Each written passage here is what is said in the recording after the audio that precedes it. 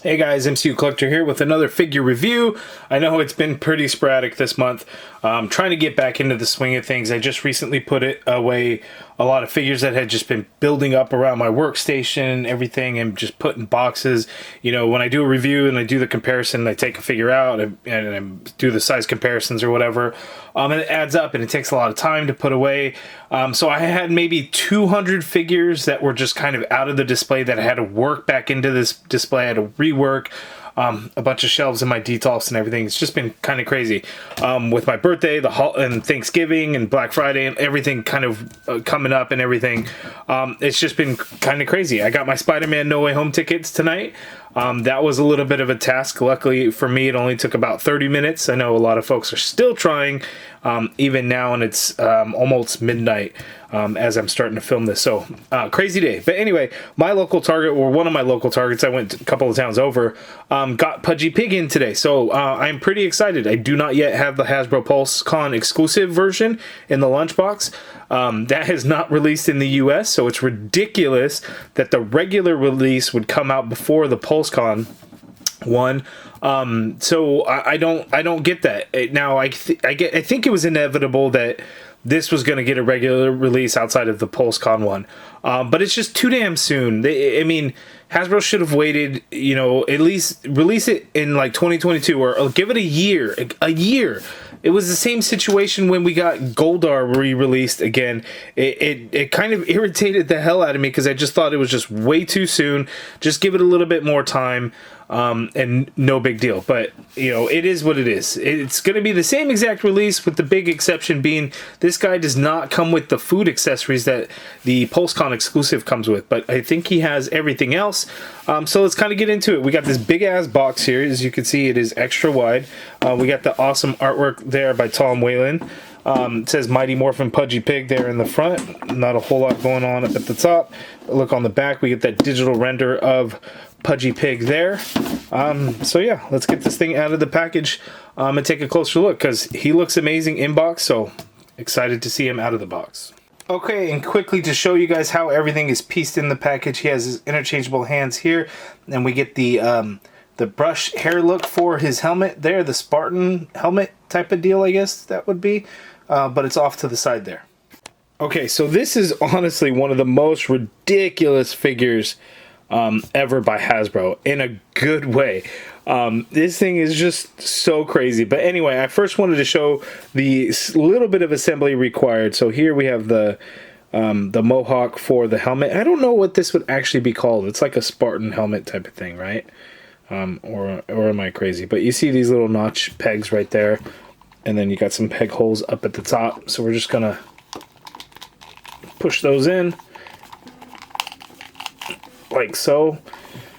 I guess that's how it is. You're gonna have to use some force. I'm gonna have to probably push that down a little bit harder, but you know, that's how he gets that, and that makes him very top heavy, by the way, because this thing's definitely got some weight to it to put on top of this guy. And then it gets tricky the way it's set up. So looking up at the undercarriage of the figure, you could see kind of the design of it. So the way it moves, it's tricky to try and get him to stand, and then you add this heavy ass piece on top.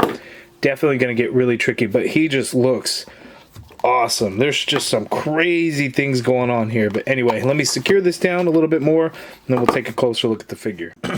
Okay, so in terms of accessories, before we take a closer look at the figure, we have additional interchangeable hands. So out of the package, he has his two hands that could be used to hold the fork and the knife that he comes with. And then here, he comes with the fist for his right hand? Yeah, we're going to go with right hand, and then it's just open slapping hand type of deal for his left. Out of the package, again, these are the holding hands, so you can see the design of the hand would be used to hold the knife and the fork. Now, in the show, he had like real hands, like as part of the hand to hold on to the things. They did not do that in figure form, which I think makes a little bit more sense. You know, the show was done for kind of practicality, but here on the figures, it wouldn't make. I think it would look really odd. But here we have the fork and the knife accessory, and these are done in a cheap gray plastic, super cheap. This is like Barbie doll level quality here. Nothing special, but I also wouldn't expect too much out of these type of things. You know, if they use some kind of shinier material, would have been cool, but ultimately not necessary, and it's just, you know, okay. And then we also get this lightning effect here, which pretty much every Power Rangers Lightning collection does come with a lightning piece. So that is the accessories. Now let's take a look at Pudgy Pig. Now that's probably a scary sight, but Pudgy Pig pretty much eats whatever food he can kind of get a hold of, and just munches it down kind of like crazy. But looking at some of the details on the inside there, I wanted to show you guys. They put some attention to the detail on the inside of the sculpt of the mouth, and then like in the back you can actually see his what is that, the uvula, right, as part of the tonsils, little hanging ball thing back there. So some nice detail on the inside of his mouth. Not that that is important, I just thought that it was interesting to note. One tricky thing about this figure though, it is difficult to keep him standing depending on how you have the figure. So he has this you know, articulated jaw, and I say jaw, but it's really like articulated head, which is actually his jaw, because the figure is essentially like a gigantic pig head, you know, with legs and arms sticking out of, you know, the side of the mouth almost. It's just kind of wild. But the way it works is you open it up like that, and then you can kind of see, you know, a lot of empty space in there. So that is pretty cool. Nice sculpted detail, the bumps of the tongue and everything on the inside of how a mouth would look. So I think that is pretty cool. So let's take a closer look at the figure itself. There are some paint apps I do want to talk about. You know, surprisingly, it looks like, you know, the figure would just be molded in plastic only, but there is some paint that's applied, so let's take a look at that. Okay, so Pudgy Pig, for the most part, he is a single, like, pinkish color, you know, through the legs, through the arms, and then through the face, the ears, and everything. But there are some different colors to him. So this under body portion there, it kind of has a shinier plastic look to it, which is a little unfortunate, because we get a nice matte finish across the legs, across the arms. It's just that hip piece there, for whatever reason, you know, being shiny and then actually having a different color tone to it. That's going to be the same for these upper hip pieces here. It's a harder plastic, so it kind of has that look. We do get some shading kind of here in the chin to give it some texture to the look of his skin. That's going to be kind of like this dark pinkish purple color kind of throughout there.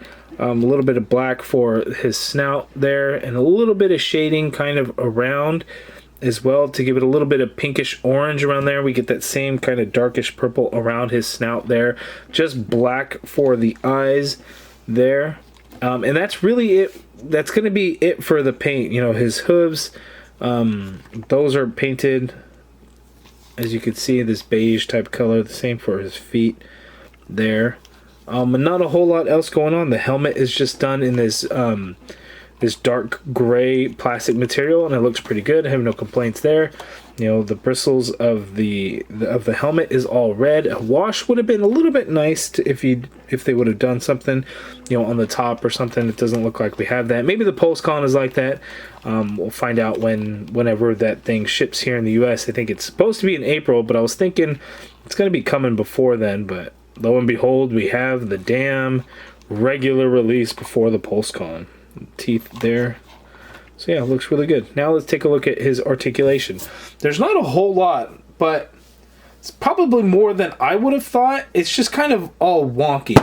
And he's got a big ass head and is top heavy, and the way the design I had talked about of this like waist ball type of deal makes him very unstable, especially because when you have to balance out the weight of the gigantic head, and you could see he just kind of wants to rock back and forth. It gets tricky, just heads up warning. Okay, so Pudgy Pig's articulation. I don't even know where to start. Let's go with an arm. You can get arm to go out that much. There is a butterfly joint in there, so you can get some circular motion going on. So back, That's all you're going to do. Forward, that's all you're going to do. You have a swivel at the elbow with a single joint. So just about 90 degrees on that elbow there. It's going to be the same on the other side. Wrists swivel and they do hinge, as you can see there. The head, again, the head and jaw is articulated, so you could open up his mouth that much so he can just kind of stuff his mouth as much as he can. I think it was Dan Who that actually showed a Power Ranger like he's eating the Rangers. I can't remember exactly which Rangers he ate and how many, but he did eat some of them. You know, they were forced to come out after he was given like a spicy radish sandwich or something. You know, I don't remember the full details of it, but yeah, it's kind of crazy. But that's like the whole entire head that moves on this hinge, which is crazy, as you can see there. So that is nuts. The next, again, is this underbody hip portion, which I have already talked about, but it's got like a ball joint in there, and you get some twist and turn there, so you can actually turn the legs quite a bit in either direction. So that's kind of interesting. Legs go out that far apart. Kicking forward's not really a thing. I mean, a little bit, I guess. Leg does go back actually quite far, as you can see there. He does have an upper thigh cut there, but it's hard to work because you want to twist the leg and then it wants to do that whole waist swivel thing. So it's a little funky. We get a double jointed knee like so. So actually a really solid bend at the knee. Foot hinges all the way down at the ankle. Hinge up a little bit. Ankle pivot. Peg holes at the bottom of the feet. So good ankle articulation on this guy. But again, he's just so top heavy. It's tricky to move him around without him falling over. So you just have to keep in mind, you know, how well you're going to balance him out. Okay, just want to kind of show you guys how, you know, Pudgy Pig would hold these accessories. You kind of have to slide it through, because he's got a really tight grip actually holding on to like the knife and the fork. Fork is a little bit easier because there's kind of some wiggle room and play in there. You know, if you turn it, it's going to hold nicely in his hands and everything. But there is his accessories. You know, we're just missing the food that'll be with the PulseCon exclusive type of deal. You can add in like the lightning effect at the end of the knife if you wanted to. But yeah, Pudgy Pig. Now let's see how he looks next to the Rangers and Goldar, and then let's take a look at how he looks with the other monsters, because the description of this guy with the PulseCon exclusive version is it specifically mentions 6-inch scale, whereas the monsters are an actual 7-inch scale. So it seems kind of odd that they would switch it up. Well, I mean, if they're switching it up, it's for the better, but I think they continued on with like the Piranha guy. I think he's still a 7-inch because they're doing the whole deluxe, no longer a monsters wave, but a deluxe, you know, wave where there's like some kind of deluxe rider type of vehicle or something figure with a Ranger, and then you have a monster type of thing. So I think he's going to scale better with the Rangers than the other monsters, but let's see how they look together. Okay, so looking at the scale of the monsters, they're all actually just about the same height across the board, so it's hard to say if he kind of goes with the whole 7-inch scale or if he goes with the 6-inch scale, because his body is just weird. It's a pig head with some legs and some feet. He's got a tail back there, but it's still a little odd. But if we say let's throw a Ranger in the mix, you know, kind of how does that kind of play out? And I think it's still a little bit larger than how it was portrayed in the show, because you know, you got to think that it's a guy wearing a suit in the show, and you know, the action figures may not necessarily go for that type of look when it comes to the monsters of the week, but that essentially that's how it was in the show. So they should have really scaled with the Rangers better, and I still think it's odd that Hasbro had gone that route with the monsters. It's like, oh, it's cool, we get a bigger figure and all, but it really wasn't necessary for them to do that. If they would have just stuck with the 6-inch scale, I think it would have made more sense. So I think Pudgy Pig, you could probably say, yeah, he's with the 6-inch scale, but you can easily just say he's kind of in there with the 7-inch scale as well. So just kind of your preference on how you want to look at it. Okay, and here is Pudgy Pig next to Goldar and the Power Rangers. Again, scale is okay. Height-wise, I think it's good, but he's definitely a little bit bulkier. So it's kind of one of those things. Fits in well. You know, it's not so much an issue. Whereas like Pumpkin Rapper, I think fits in well for the most part. King Sphinx is definitely too large. But I think it works well in terms of scale. But you guys let me know down in the comments below what you think of it. Okay, so that's my review of the Pudgy Pig. It still irritates me that the regular release would come out before the PulseCon one. The PulseCon one should have come out. We should have all enjoyed it. Loved the accessories, loved the packaging, which ended up being a little meh. Not really being a real lunchbox. That kind of sucks. But we get that Ernie's juice bar little cardboard cutout thing. Not the coolest thing, but it is a little something extra. So, you know, I think it's okay. I'm kind of excited for that. You know, you could put in the background and have figures standing in front of it or something. Try and recreate some kind of scene from the show. But, you know, the price tag on the PulseCon, what was it? You know, the $60. I think it was just under $60. So we're essentially looking at double the price for a semi-special packaging and a little bit more accessories. We just get the food accessories. It's not enough to justify that much of an increase in my opinion. I still am excited for it because, you know, you get those additional accessories and things like that. Plus, you know, what should have been a San Diego Comic-Con exclusive, being the PulseCon exclusive, those things do kind of look nice. I mean, even though the packaging isn't what we all thought it would be or hoped it would be or wanted it to be, it's still really cool looking from a distance. So if you have that on display, that could work out, you know. And if you get the regular release, this is the one that you can kind of open up and put into your poses and things like that on the shelf. So it just kind of all depends on personal preference, personal opinion on it. Again, I am irritated that this is out before the PulseCon.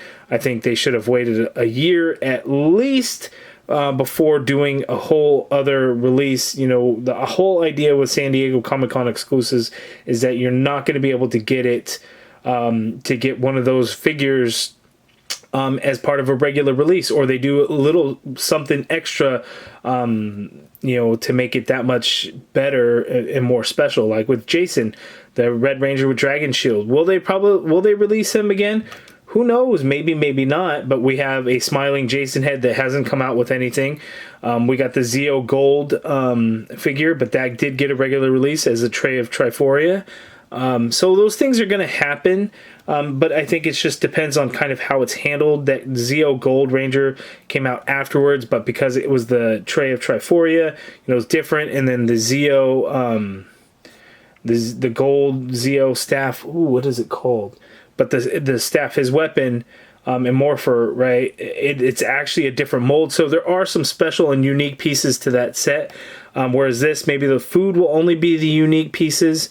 The Lord Drakken Evo 3 has not gotten a release.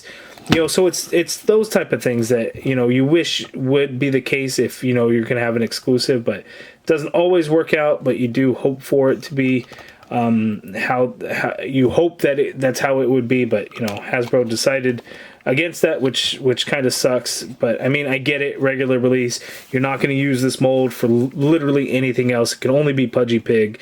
So they want to get, you know, as much as they can out of that investment into the mold and stuff like that. So again, it sucks. I just wish they would have waited longer than they did. But, you know, it is what it is. And as far as I know, there's not going to be anything special or anything. So as soon as I get the PulseCon exclusive, we'll see if there's any differences. You know, I know Dan Hu did a review on it, and I watched it. I may have to watch it again to see if I can spot anything. But there's probably not going to be any differences at all. But I've rambled on the last few minutes. But that is my review of Pudgy Pig. You guys let me know down in the comments below what you think of it. Are you excited to get him? I know iGuy has been popping up at Targets just recently. Dorkside had shipped some out. I was able to get an online order in with Target. It shipped, but it's coming from New Jersey, so that's going to take a week almost to get here. But I'm still excited to get it. Hopefully it'll pop up in the stores here soon. So good luck out there. You guys let me know what you think of the Pudgy Pig. Are you getting this version or the PulseCon version or both? I think it's okay to get both. I'm a completist. I will get them all. But yeah, there he is. I forgot to show this earlier in the articulation, by the way. So there is a rotation at that shoulder as well, and you can see the hinge. So you can do a little bit more with the arm, but anyway, that's it. Pudgy Pig review. Let me know in the comments below. If you guys liked the video, please do me a favor, hit the thumbs up button. Subscribe if you haven't already done so. And as always, thank you for watching. As, again, Pudgy Pig's going to chomp down.